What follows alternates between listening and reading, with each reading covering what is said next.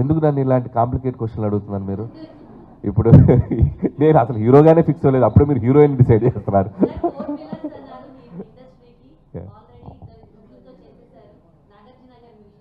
ఖచ్చితంగా అండి, ఖచ్చితంగా చాలామంది అడుగుతున్న ప్రశ్న ఇది. నిజంగా చేస్తే ఒక సర్కిల్ వేసినట్టు ఉంటుంది. నాకు చాలా ఇంట్రెస్ట్గా ఉంది. చూద్దాం, ఇంకా ఈ 2-3 ఇయర్స్లో ఎప్పుడైనా అలాంటి కాంబో కుదిరితే ఖచ్చితంగా చేస్తానండి. అదే ఖచ్చితంగా, మీరే మంచి కథ ఉంటే ఇవ్వండి, మంచి ఐడియా. హలో బ్రదర్ లాంటి ఫిల్మ్ ఖచ్చితంగా నాగార్జున గారితో డెఫినెట్గా అవకాశం వస్తుంది. సో భీమ్స్ సంక్రాంతికి వస్తున్నానికి ఒక సెన్సేషన్ చేశాడు. ఈసారి కూడా ఆల్రెడీ రిలీజ్ అయిన 2 సాంగ్స్ కూడా బ్యూటిఫుల్గా ట్రెండ్ అవుతున్నాయి, అద్భుతంగా. And I'm so happy. And ఈసారి బ్యాక్గ్రౌండ్ మ్యూజిక్ కూడా భీమ్స్ నుంచి చాలా బాగా రాబోతుంది. అండ్ రీ రికార్డింగ్ కూడా బాగా చేస్తున్నాడు. పాటలు అన్నీ బాగుంటాయి. ఆల్రెడీ ఒక ఇంట్రడక్షన్ సాంగ్, సర్ప్రైజ్ సాంగ్ ఉంది హీరో గారిది, చిరంజీవి గారిది. అది మీరు చూస్తే షాక్ అయిపోతారు, సర్ప్రైజ్ అయిపోతారు. అండ్ ఆల్రెడీ చిరంజీవి గారి గురించి ఏంటి ఇలా ఉన్నారనేది ఒక షాక్ అయితే, ఏంటి ఎంత ఎనర్జీగా ఉన్నారు, ఎంత ఎనర్జీగా డ్యాన్స్ చేశారు అనేది అది ఇంకో సర్ప్రైజ్ షాక్ అవుద్ది. ఆ ఇంట్రొడక్షన్ సాంగ్ త్వరలో రిలీజ్ చేయబోతున్నాం. సో 4 పాటలు అద్భుతం. అండ్ సినిమా లోపల 2-3 బిట్ సాంగ్స్ కూడా ఉన్నాయి, అవి అద్భుతంగా ఉంటుంది. మ్యూజికల్గా ఉంటుంది. ఈసారి ఎంటర్టైన్మెంట్తో పాటు అద్భుతమైన డ్రామా కూడా ఉండబోతుంది. బ్యూటిఫుల్ క్యారెక్టరైజేషన్స్, ఎమోషనల్ డెప్త్, అన్ని రకాలుగా యాక్షన్, ఫ్యాన్స్కి కావాల్సిన beautiful action and mass elements ఉంటాయి. అండ్ నాకు చిరంజీవి గారిని నేను ఎలా పరిచయం అయ్యారో, నేను చిన్నప్పటి నుంచి చూసిన చిరంజీవి గారు నాకు ఎలా పరిచయం అయ్యారో, ఆయన్ని మళ్ళీ నేను ఒకసారి ఇంకోలా పరిచయం చేద్దామని ఒక అప్డేటెడ్ వెర్షన్లో ట్రై చేశాను. సో డెఫినెట్గా ప్రేక్షకులందరూ దీన్ని ఎంజాయ్ చేస్తారని నమ్ముతున్నాను. సో అది చాలా చాలా గ్రేట్ క్వశ్చన్. దాని గురించి నేను రేపు ఒక పెద్ద ఈవెంట్లో మాట్లాడదాం అనుకుంటున్నాను. సో మీరు ఇప్పుడు అడిగారు కాబట్టి డెఫినెట్లీ దాని గురించి అక్కడ మాట్లాడతాను.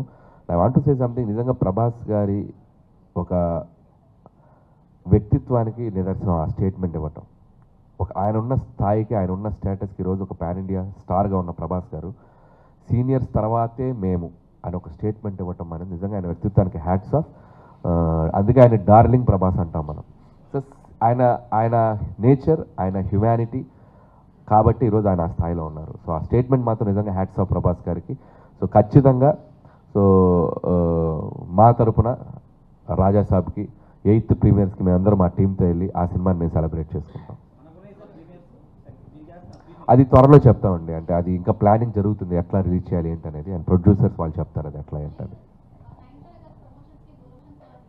సో నయనతార గారు ఒకసారి వస్తేనే మనం ఎగ్జైట్ టైం. ఈసారి మళ్ళీ రాబోతున్నారు ఆవిడ. ఎలా రాబోతున్నారు అనేది హ్యాపీ న్యూ ఇయర్ రోజు తెలుస్తుంది. సో నయనతార గారు నిజంగా ఈ సినిమాకి చాలా బాగా కోఆపరేట్ చేశారు అండ్ చాలా బాగా సపోర్ట్ చేశారు. అండ్ మాకు ఆగస్టు సెప్టెంబర్లో 2 నెలలు స్ట్రైక్ వల్ల డిస్టర్బ్ అయింది. సో డిస్టర్బ్ అయితే ఆవిడ 1.5 month హైదరాబాద్లోనే స్టే చేశారు సినిమా రిలీజ్ అయ్యే వరకు. అదే సినిమా షూటింగ్ కంప్లీట్ అయ్యే వరకు పిల్లలతో సహా ఇక్కడే స్టే చేశారు ఆవిడ. ఎందుకంటే ఆవిడ పిల్లల్ని వదిలి ఉండలేరు. ఒక 1 day అయినా 2 days అయినా వెంటనే. సో 1.5 month ఇంటికి దూరంగా ఇక్కడ వచ్చి ఉంటాం అనేది నిజంగా నయనతార గారికి కూడా చాలా థ్యాంక్స్ చెప్పాలి. సో చాలా బాగా సపోర్ట్ చేశారు. అండ్ ప్రమోషన్స్ మీరు అన్నట్టు నాకు దొరికింది ఆపర్చునిటీ. ఆవిడే సర్ప్రైజ్ అయ్యారు. ఎందుకని నువ్వు చెప్పగానే నేను చేసేసాను, నాకు అర్థం కాలేదండి ఆవిడ.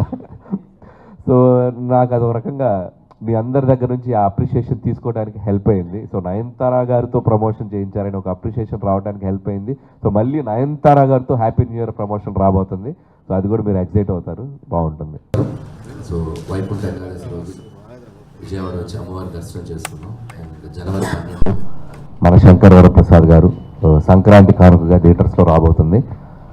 అండ్ షైన్ స్క్రీన్స్ ప్రొడక్షన్లో సాహు గార్పట్ గారు అండ్ గోల్డ్ బాక్స్ ఎంటర్టైన్మెంట్స్ ద్వారా సుష్మిత కొణిదల గారు కలిసి నిర్మిస్తున్న ఈ చిత్రం జనవరి 12th రాబోతుంది.